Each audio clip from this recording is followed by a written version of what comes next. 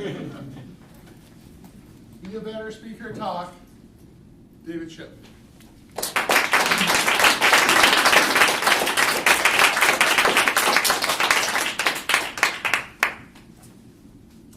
Fellow Toastmasters, welcome guests.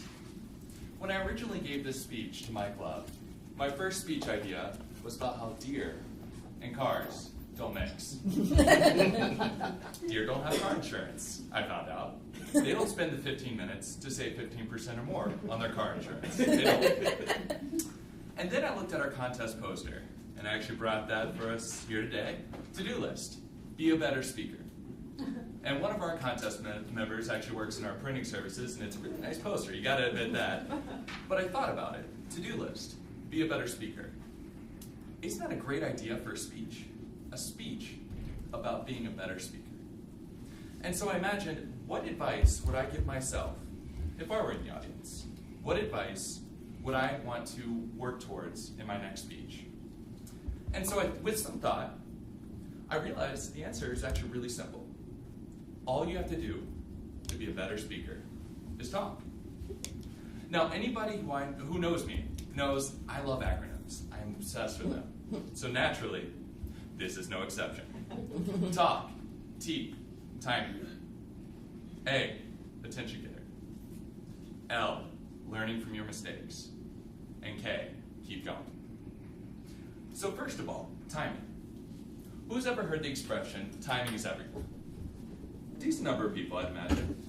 It's not wrong. It's darn near close, I'll tell you that. Timing is so vital.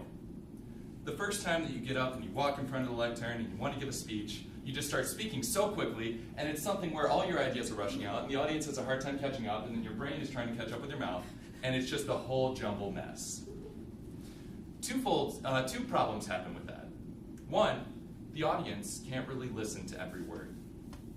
And so it's important to make sure each individual word has its place in the audience's mind and in their ears. You want your words to have meaning and emphasis. There's another problem that is associated with this, and that is when your mouth starts speaking way quicker than your mind can think. It's always a race between your mouth and your brain. And so when your mouth goes quicker and writes some checks that your brain can't cash, you end up saying things that you don't mean. And not only that, you end up saying a complete idea and not having one in the queue. And so basically, you have an idea, filler words, filler words, filler words, repeating yourself, next idea.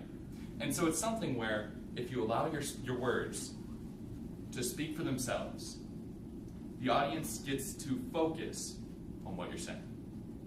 So timing, clearly pretty vital. However, timing is actually nothing without the audience's attention. And that's why I argue that timing isn't quite everything, but it's darn near close. The attention getter is the narrative hook of the novel. It's the pickup line at the bar, which I used a few last night that went very poorly. It's the reason, it's the value proposition for you as the audience to listen. Why should you care? I could just get up here, I have a lesson for you to learn. You're not going to pay attention if you're not listening. And so there's plenty of different ways to get an audience's attention, for sure. But I narrowed it to three main ways. One, it could be a joke, such as, why did the deer cross the road? To get in front of my car. It could be a bold statement, such as, deer in Ohio drive around without car insurance over 75% of the time. It's true, it's a true fact, look it up. It could be a question. Who here doesn't like deer? Clearly, from my phrases and from my context clues, I would be raising my hands. But that's not the point. The whole point is the audience needs a reason to listen.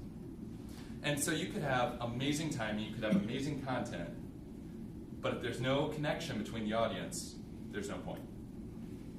And so with that being said, you've thought about it, you definitely have great attention from the audience, you have great timing.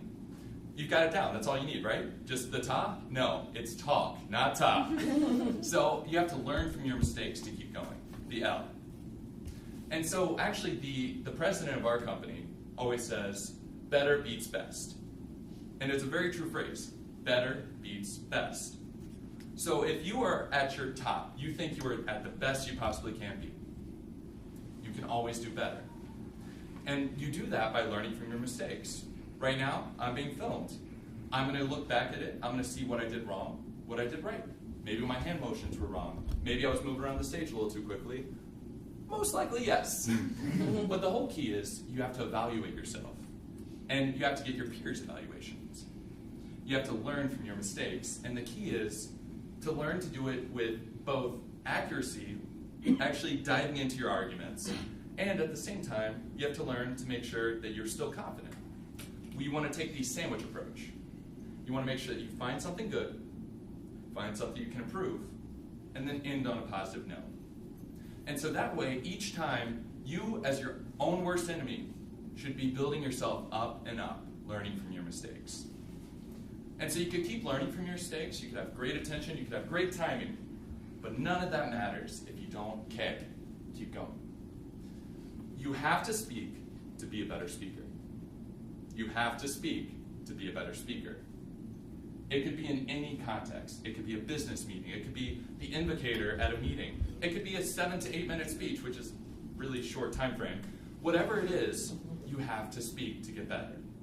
The perfect metaphor for the fact that if you don't practice, your skills diminish is my own Spanish speaking skills. Years ago, I literally could hold a conversation with anyone who spoke Spanish. I would get the verb tenses a little wrong, but I could hold a conversation. After years of lax study, and by lax I of course mean none, my skills have diminished significantly, unfortunately. And it's something where, unless it's about the beach, playa, or cheese, queso, yo no sé. I don't know. And it's sad that happened to me. And it's something I need to pick up, and I need to keep on learning my Spanish, but I also need to make sure I keep on giving speeches to keep improving and to make sure I'm building off, learning from my mistakes, getting the audience's attention, and focusing on my timing. So originally when I came here, I was going to talk about how deer don't get the discount double check, they are not in good hands, and other insurance quotes. But really I want you to take away one thing.